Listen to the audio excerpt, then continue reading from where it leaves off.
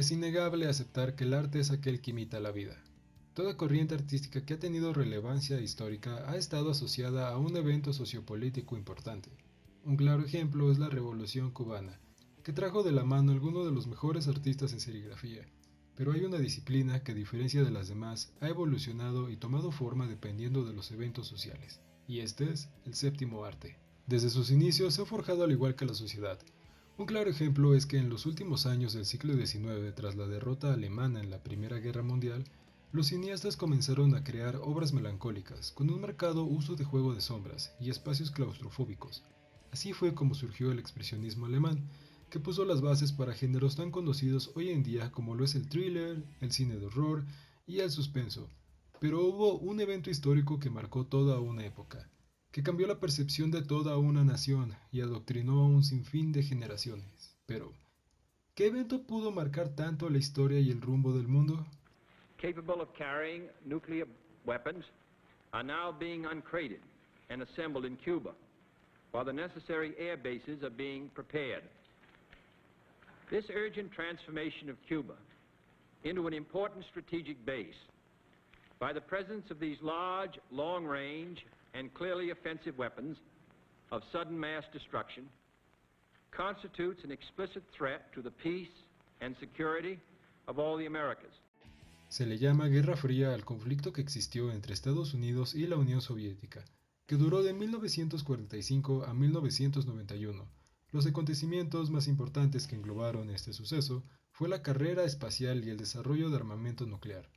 Irónicamente, este último fue el responsable de ponerle un fin a la guerra, debido al miedo de las dos superpotencias a tener una destrucción mutua asegurada. Gracias a los grandes problemas sociales que en aquella época vivía América, la gente buscaba fugas para descansar de la atenuante vida. Iban a bares, salían con la familia, alguna pesca entre amigos, pero lo más común y que estaba de boca en boca era el cine. Era una de las más grandes industrias en Estados Unidos, debido al boom que tuvo el cine negro en la década de los 40. Historias con tramas complejas y con desenlaces sencillos, era lo idóneo para el cansado ritmo de la cotidianidad.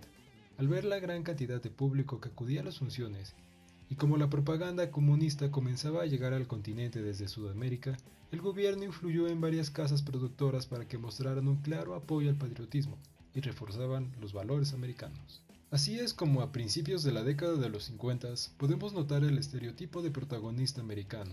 Ya saben, hombres guapos, siempre de traje, con buenos trabajos, auto del año, casa hermosa y como el eje de su vida, la familia. A esto se le denominó como el American Way of Life. Los cineastas buscaban vender al público el estatus americano, como sus vidas perfectas fueron otorgadas gracias a las libertades y a la democracia. Y debido a esto debían defender su país a toda costa.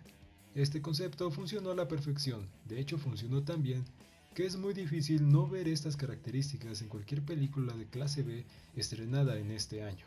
Uno de los géneros que tuvo más impacto en esta época fue el cine de espías, el cual sirvió perfectamente para satanizar al enemigo, pues teníamos al protagonista forjado en los valores democráticos enfrentándose contra un enemigo de origen soviético o asiático, con los planes de destruir el estilo de vida americano.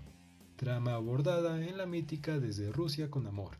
Aunque fue una época que se inició meramente con fines propagandistas, hubo obras maestras que aprovecharon el boom del cine de espías y el conflicto político actual para mostrarnos obras con un efecto menos bombástico pero más enfocadas a una crítica social.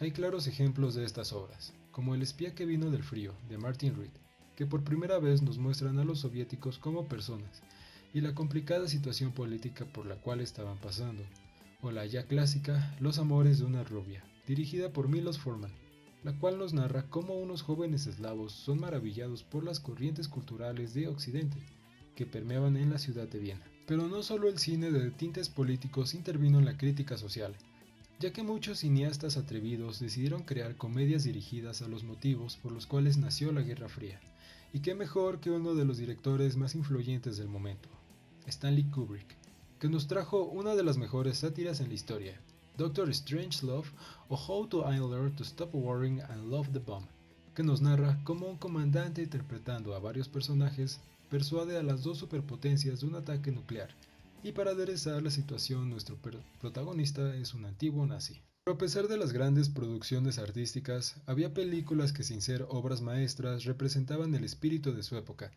y qué más notable en la Guerra Fría que el desarrollo nuclear.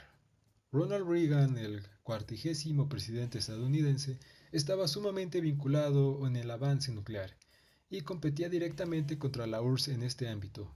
Pero gracias a los accidentes en las plantas nucleares y principalmente a la catástrofe ocurrida en la central de 3 Mile Island, es por la cual Reagan comenzó una campaña de desarme nuclear, la cual ayudó a ganar la guerra a los americanos. Con la incertidumbre si la Unión Soviética desistiría al desarmamiento nuclear, mucho tiempo existió un pánico en la sociedad sobre una guerra con consecuencias apocalípticas. Algunos directores juguetearon con esta idea de maneras interesantes.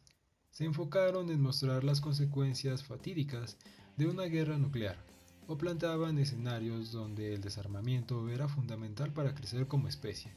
Este es el caso de la película The Day the Earth Stood Still, de Robert Wise, donde se plantea la llegada de unos alienígenas a la Tierra, con intenciones muy claras. O desisten a pelear entre ustedes y se unen como solo una especie, o en un año los exterminaremos. Esta obra fue tan importante históricamente, ya que cuando Ronald Reagan la vio, quedó sumamente asustado por la falta de preparación y la unión que tenían los humanos, lo cual lo llevó a desarrollar la iniciativa de desarme nuclear, y varias veces en el Congreso planteaba la trama de esta cinta para apoyar su iniciativa. La Guerra Fría comenzaba a disiparse, las tensiones entre las dos potencias se iban calmando, el muro de Berlín cayó, el mundo se globalizó y el cine no volvió a ser el mismo de antes. Yo fui Galba 12 para la Semana Extraña. Nos vemos la siguiente semana con otro evento nuclear.